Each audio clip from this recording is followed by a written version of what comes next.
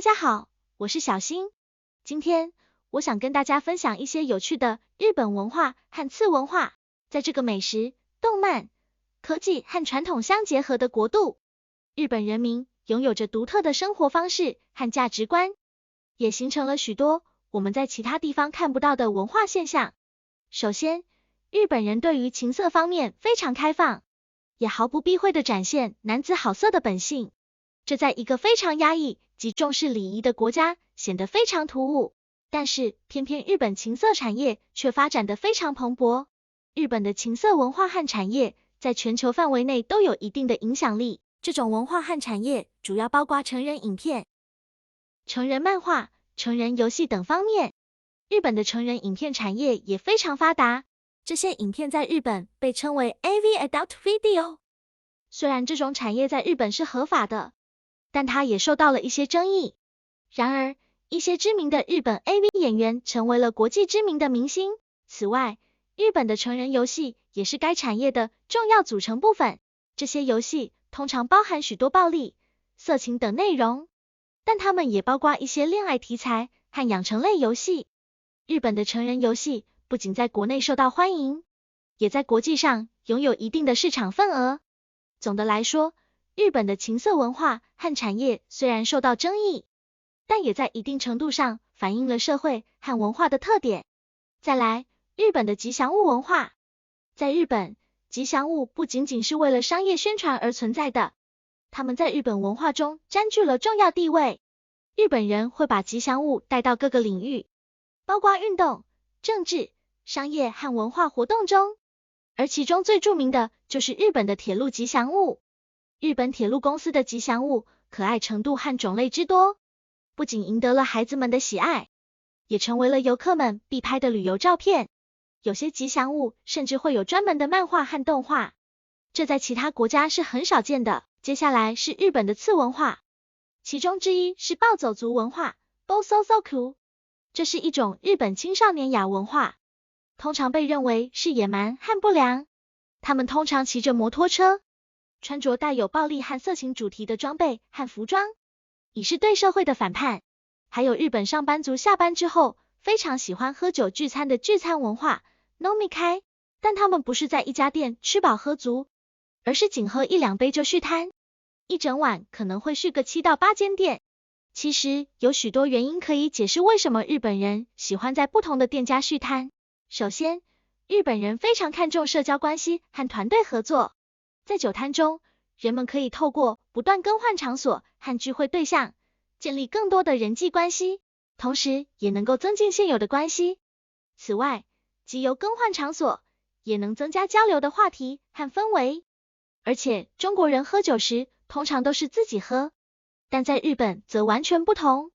如果是2个人一起喝酒的话，一定要有人帮忙倒酒，而且你必须先为对方倒酒，然后才能喝。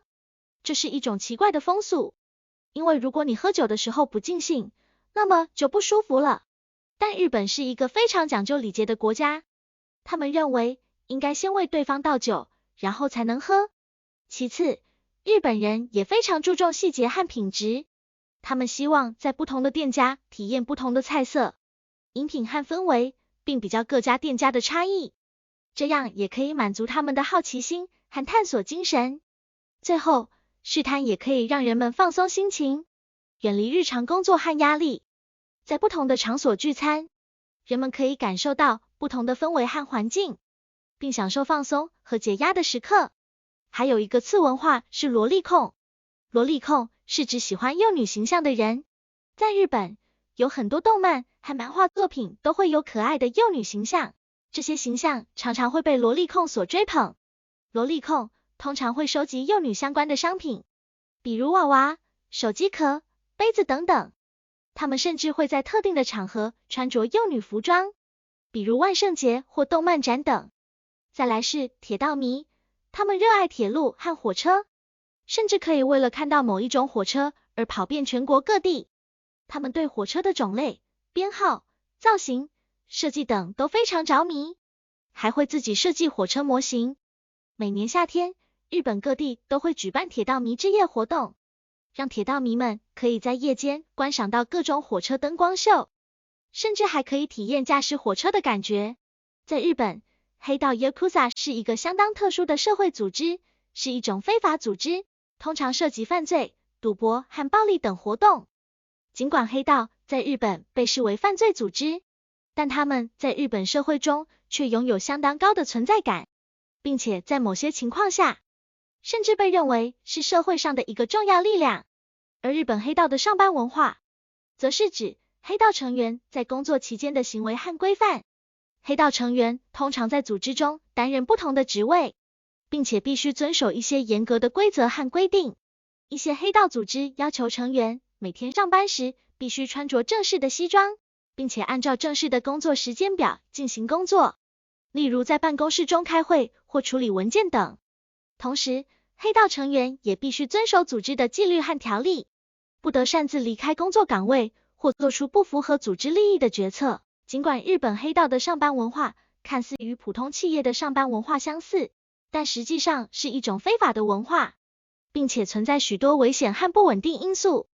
黑道成员通常不会接受正式的教育训练，缺乏专业技能和知识，而且在工作中会经常违反法律和道德规范。这些都使得黑道成员的工作非常危险和不稳定。最后，让我们谈谈日本的文化节日。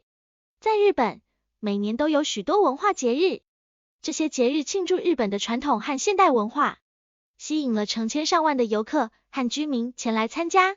例如，春天的樱花季节是日本最受欢迎的季节之一，每年都会举行各种樱花节庆典，包括赏花、品尝樱花食品、表演传统音乐和舞蹈等活动。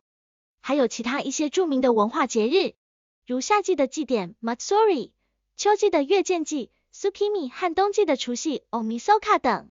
这些节日为游客提供了一个独特的机会，可以体验日本文化，品尝当地美食，与当地人交流，是了解日本文化的绝佳方式。以上就是今天为大家带来的影片。如果喜欢我的频道，欢迎订阅分享并开启小铃铛。